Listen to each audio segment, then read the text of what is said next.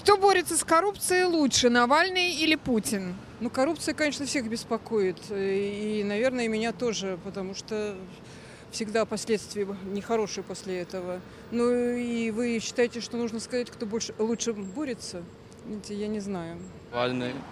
Не знаю, мейнстрим. Владимир Путин. Навальный так, это клоун. По сути, Путин у власти. Путин вопросы решает нас в России. Я голосую за него. Я думаю, что и тот, и другой лжецы. Я никому не верю. Путин, по крайней мере, с ней борется.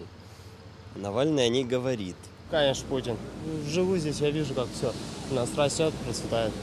Навальный, нет, это не тот. Ну, я не видела, как особо Навальный, его труды, то есть как-то думаю, что Путин все-таки пытается как-то, но ему сложно это сделать. Коррупцию надо бороться ее же оружием, коррупцией. Поэтому, наверное, у обоих нет шансов, к сожалению. Нужно что-то новенькое такое, прям новенькое, которое бы возглавило и смело все к чертовой бабушке, всю коррупцию. Мы это очень ждем. Ну, Навальный вообще с ней не борется, начнем с этого. То, что он там какие-то словеса извергает, это одно дело. А борьба с коррупцией – это совершенно другое. Так что делайте сами вывод. На сегодняшний момент есть движение и с той, и с другой стороны.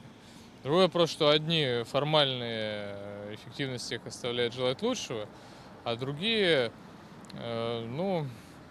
их эффективность тоже не очень высока, но они носят более популистский характер.